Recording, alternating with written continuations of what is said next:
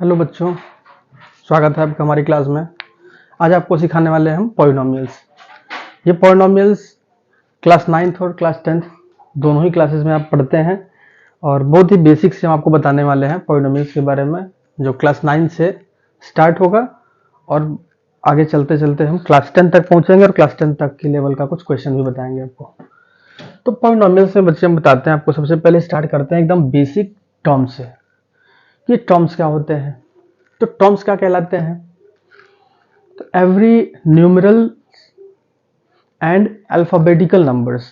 Numerals मतलब जो 1 2 3 4 5 6 यानी जितने भी नेचुरल या होल नंबर्स होते हैं ये न्यूमरल्स कहलाते हैं। अल्फाबेटिकल नंबर्स क्या होते हैं?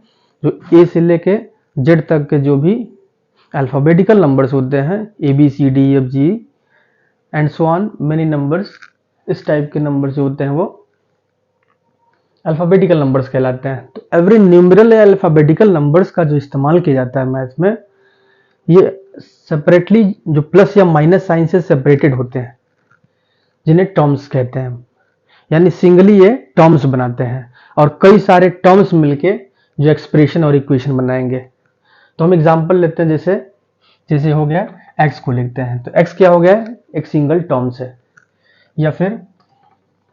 या फिर अगर हम लिखते हैं 5x², ये क्या हो गया? ये टर्म्स हो गया। या फिर जैसे -2/3xy²z, ये क्या हो गया? ये टर्म्स हो गया। इसे टर्म्स कहेंगे। यानी टर्म्स क्या होगा कि जो या तो अल्फाबेटिकल नंबर होगा या तो फिर न्यूमरल होगा, या अल्फाबेटिकल एंड न्यूमरल का मल्टीपल्स होगा, यानी कंबाइंड फॉर्म होगा, जो मल्टीप्लाई या डिवाइड साइन से कनेक्टेड होगा। एक दूसरे को ये अलग कैसे करेगा, इसको हम जानेंगे एक्सप्रेशन में। एक्सप्रेशंस क्या होते हैं? ये सिंगल अलग अलग क्या है? सारे टर्म्स हैं। इन्हें हम कह सकते हैं तो ये अलग अलग नंबर्स क्या कहलाते हैं? ये अलग अलग जो भी आपको ये फॉर्म में दिख रहे हैं नंबर्स एंड अल्फाबेटिकल नंबर्स, ये क्या कहलाते हैं? ये टर्म्स कहलाएंगे। ये अलग अलग अल्फाबेटिकल नंबर्स एंड न्यूमरल्स या अल्फाबेटिकल एंड न्यूमरल्स का कॉम्बिनेशन जो है मल्टीपल प्रोडक्ट के साथ, ठीक है, ये सारे क्या कहलाएंगे? अलग अलग टर्म्स कहलाएंगे। अब जब कई सारे टर्म्स एक साथ कंबाइंड होते हैं, यानी हम कह सकते हैं कि 2 or more than 2 terms join together and makes expression, कि जब 2 या 2 से ज्यादा टर्म एक साथ मिलेंगे तो क्या बनाएंगे? एक्सप्रेशन। अब 2 या 2 से अधिक टर्म का एक साथ मिलने का मतलब क्या हो गया? कि जैसे x प्लस वाई हो गया। यहाँ पे 2 टर्म्स है जो प्लस साइन से क्या है? सेपरेटेड है। या फिर एग्जांपल हो गया इनका, जैसे x -2y + 3/4 xyz, ऐसा एक हो गया। ये क्या हो गया? एक्सप्रेशन, जिसमें कितने टर्म्स हैं? 3 टर्म्स हो गए। ये अलग टर्म्स हो गया जो माइनस से सेपरेटेड दूसरा ये टर्म्स हो गया, प्लस से सेपरेटेड ये बड़ा सा तीसरा टर्म हो गया। यानी 2 और मोर देन 2 टर्म्स या जितने भी ज्यादा टर्म्स एक साथ मिलते हैं तो क्या बनाते हैं? एक्सप्रेशन। एक्सप्रेशंस के बाद से अगला आता है इक्वेशन। इक्वेशन क्या होता है? इक्वेशन होता है कि वो एक्सप्रेशन इक्वेशन कहलाएगा जब ये इसके 2 साइड्स हो जाए। यानी जब इक्वेशन का मतलब क्या है? इक्वल, जब इक्वलिटी का साइन लग जाए, साइन ऑफ इक्वलिटी। जैसे हम x प्लस वाई में x plus y is equal to अगर 0 कर दें, यानी जब LHS और RHS में कोई एक्सप्रेशन डिवाइड हो जाए, यानी एक साइड में LHS हो और जिसके दूसरे साइड में RHS हो, और साइन ऑफ इक्वलिटी हो, यानी इक्वल का एक साइन हो, लेफ्ट हैंड साइड हो और राइट हैंड साइड में अगर डिवाइड हो जाए तो उसे हम क्या कहेंगे? इक्वेशन कह देंगे। जैसे इक्वेशन का ये भी एग्जांपल हो गया, x इक्वल टू अगर 0 कह देते हैं तो ये भी इक्वेशन हो गया। इसमें भी एक लेफ्ट हैंड साइड हो गई, राइट हैंड साइड हो गई। x² - 2y + z is equal to अगर 5 कह दें, ये भी इक्वेशन हो गया, जिसमें LHS एंड RHS हो गया। इसके बाद आता है वेरिएबल्स। अब इक्वेशन में वेरिएबल होता है। देखो वेरिएबल्स बच्चे क्या होता है? तो वेरिएबल्स होते हैं कि जो जितने भी अननोन नंबर्स होते हैं, known like that, known numbers होते हैं, जैसे नेचुरल होल नंबर्स, जो भी फिगर्स होते हैं उन्हें हम क्या कहते हैं? नोन नंबर्स कहते हैं, वो हमको पता होते हैं। लेकिन अब कहा जाए कि x कोई नंबर है, तो क्या x हमको पता है कि x की वैल्यू क्या है? तो वैल्यू जिसकी पता नहीं होती है, यानी जो वैल्यू हमेशा वेरी करती है, उसे हम क्या कहते हैं? वेरिएबल कहते हैं, वेरिएबल।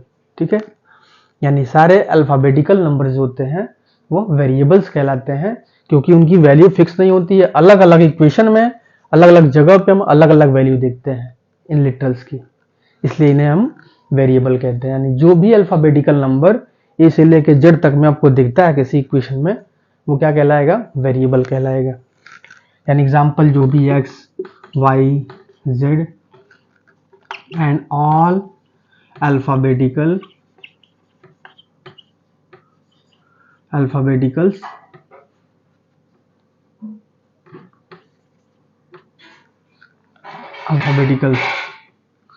ये सारे क्या हो गए? वेरिएबल्स हो गए।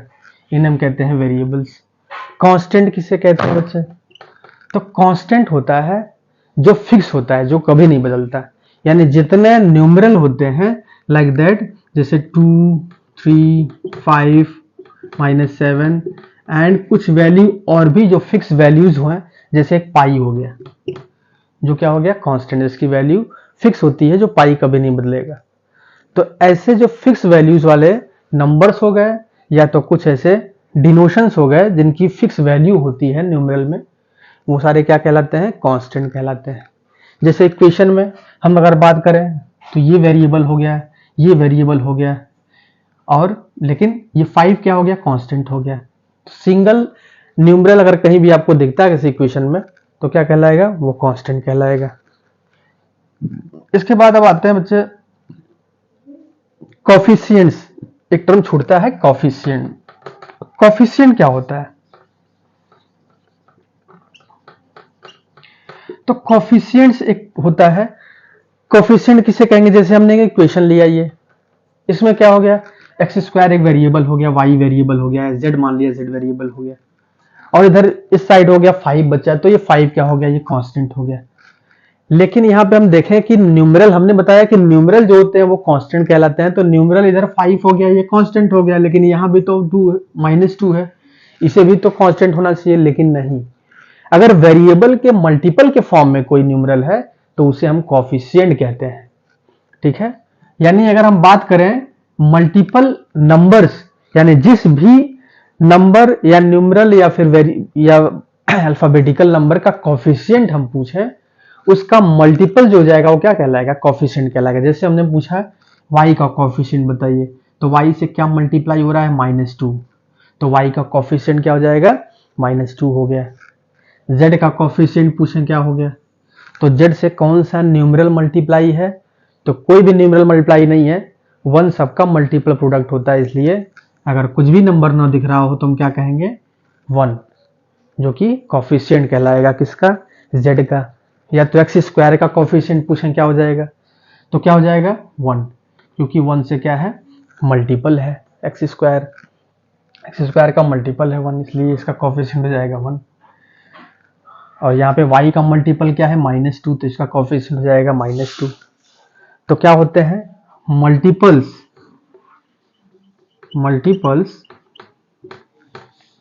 Specially multiples of variables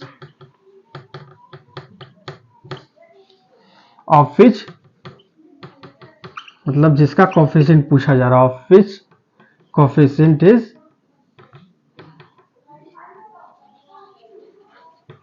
coefficient is asked about,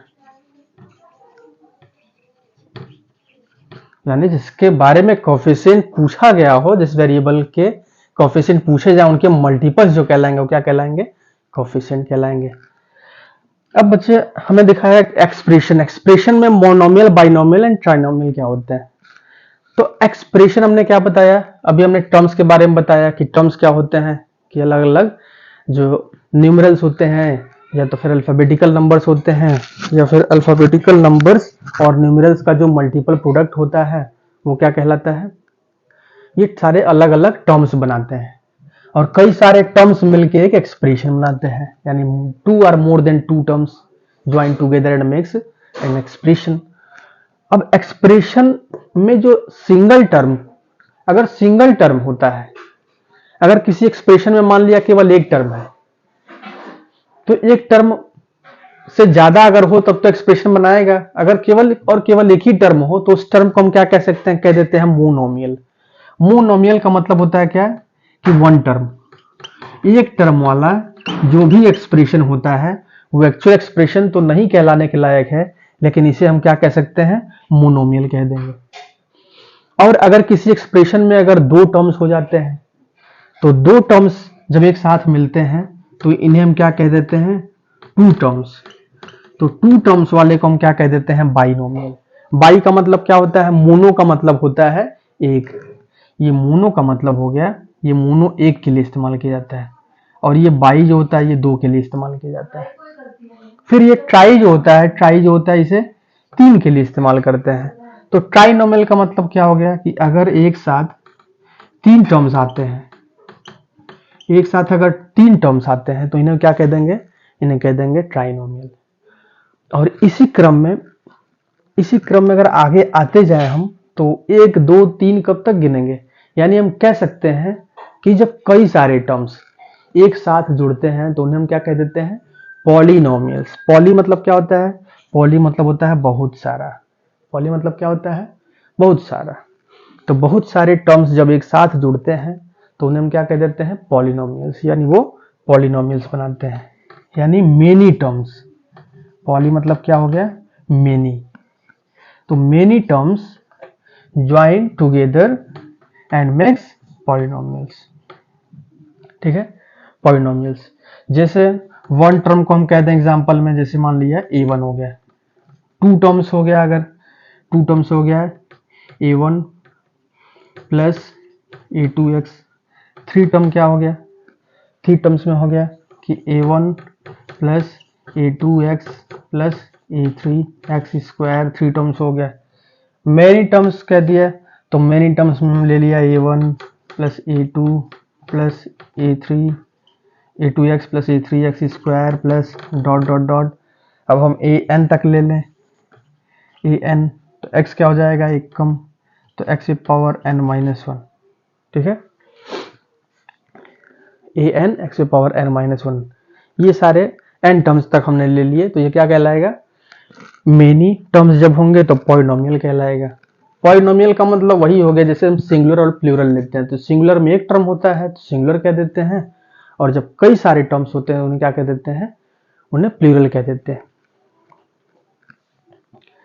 तो ये सिंगुलर और प्लूरल जिस प्रकार से होते हैं उसी प्रकार से मोनोमियल फिर पॉलिनोमियल होता है, ठीक है। इसके बीच में बाइनोमियल ट्राइनोमियल भी कह सकते हैं। तो ये हमने बताया कि टर्म्स क्या हो गया, टर्म से एक्सप्रेशन कैसे बनता है, कई सारे टर्म को मिला के एक्सप्रेशन से इक्वेशन कैसे बनता है, कि जब LHS RHS दो साइड्स हो जाए, यानी कोई किसी एक्सप्रेशन में जब इक्वलिटी का साइन आ जाता है तो दो साइड में डिवाइड हो जाता है, left hand side and right hand side, तो इक्वेशन बन जाता है। उस इक्वेशन में वेरिएबल क्या होते हैं, तो variables are the multiples of alphabeticals या अल्फाबेटिकल नंबर्स, यानी जो भी अल्फाबेटिक्स होते हैं XYZ या फिर ABCD, जो भी अल्फाबेटिकल्स होते हैं उनके जो मल्टीपल्स होते हैं उन्हें हम कह देते हैं वेरिएबल्स। फिर कांस्टेंट क्या होता है, तो कांस्टेंट जिनकी वैल्यू कभी नहीं बदलती, वेरिएबल्स जिनकी वैल्यू हमेशा बदलती रहती है। तो जो भी नंबर्स होते हैं या कुछ फिक्स वैल्यूज जिनको डिनोट किया जाता है, जैसे पाई हो गया, या जैसे ग्रेविटी, स्मॉल g की वैल्यू होती है ग्रेविटी, जो कि क्या है, फिक्स है, ग्रेविटी ऑफ अर्थ। तो ये सब चीजें क्या होती हैं, कांस्टेंट कहलाती हैं। फिर कोफिशिएंट्स क्या हो जाता है, तो इसी इक्वेशन में कोफिशिएंट्स हो गया मल्टीपल्स ऑफ वेरिएबल्स, इनको हम कोफिशिएंट्स कह देते हैं। तो वेरिएबल्स जो वेरी करता हो, कांस्टेंट जो फिक्स रहता हो, कोफिशिएंट जो मल्टीपल्स होता हो वेरिएबल का। फिर अब इसमें हमने एक्सप्रेशन से बताया कि मोनोमियल क्या होते हैं, सिंगल टर्म वाले, बाइनोमियल दो टर्म वाले, ट्राइनोमियल तीन टर्म वाले, और मेनी टर्म्स जब कई सारे टर्म एक साथ जुड़ते हैं तो पॉलिनोमियल्स बनाते हैं। अब इसके बाद हम आपको बताएंगे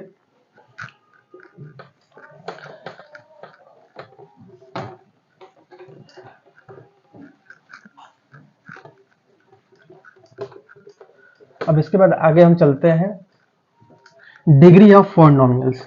तो आपको हम बताएंगे डिग्री ऑफ पॉलिनोमियल्स क्या होता है, इसके बाद फिर आपको हम बताएंगे जीरोज ऑफ द पॉलिनोमियल क्या होता है। सबसे पहले देखते हैं डिग्री ऑफ पॉलिनोमियल्स। तो डिग्री ऑफ पॉलिनोमियल्स क्या होता है, ये डिग्री ऑफ पॉलिनोमियल्स क्या होते हैं, डिग्री का सेंस क्या है। तो डिग्री का सेंस बच्चे, जब भी हम इस फॉर्म में कोई भी इक्वेशन देखते हैं a0x plus a1x square plus a2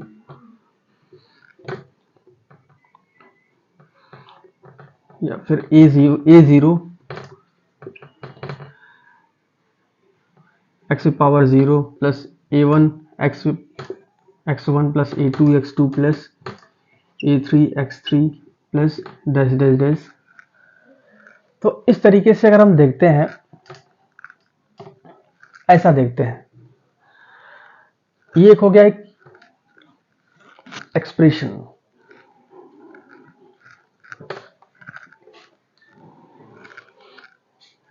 तो हम देखते हैं degree of polynomials. Degree of polynomials क्या होता है, डिग्री ऑफ पॉलिनोमियल्स वो होता है कि जब भी हम कोई भी पॉलिनोमियल लिखते हैं, पॉलिनोमियल मतलब कई सारे टर्म्स, तो कई सारे टर्म्स में जब भी कोई आपको पॉलिनोमियल दिखे, तो उस पॉलिनोमियल में जो वेरिएबल होता है, जो हमने बताया कि अल्फाबेटिकल नंबर जो होते हैं वो वेरिएबल होते हैं, तो उन सभी वेरिएबल्स में जो वेरिएबल्स का जो मैक्सिमम पावर होता है, यानी किसी टर्म्स में वेरिएबल का मैक्सिमम पावर जो होता है वही डिग्री ऑफ पॉलिनोमियल बन जाता है।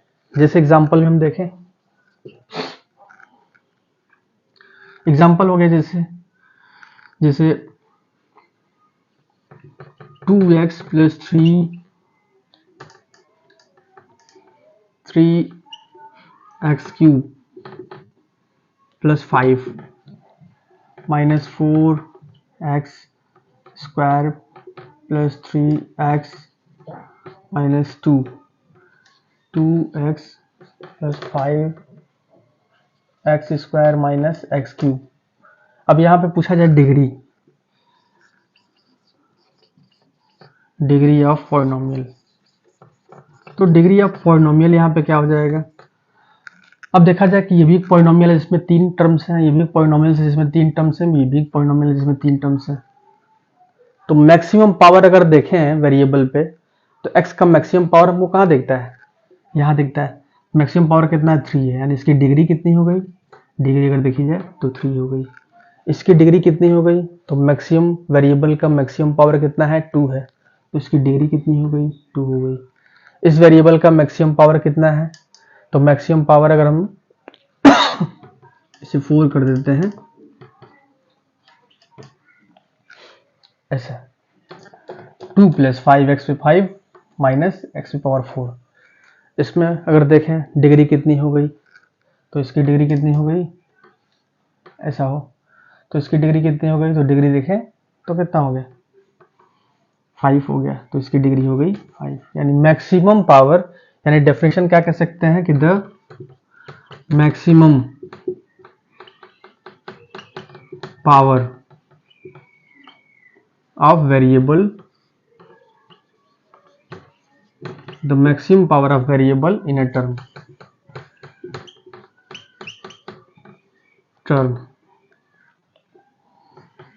is called the degree of polynomial। ये हो गया इसका डेफिनेशन कि the maximum power of variable in a term is called the degree of polynomial। maximum power of variable को हम क्या कहेंगे, किसी टर्म में मैक्सिमम पावर ऑफ वेरिएबल को हम क्या कहेंगे, डिग्री ऑफ पॉलिनोमियल। जितना मैक्सिमम पावर होंगे उतने पावर का वो डिग्री ऑफ पॉलिनोमियल कहलाएगा। अब इसके बाद इस पॉलिनोमियल में अगला टर्म आता है आपका zeros of polynomial. Zeros of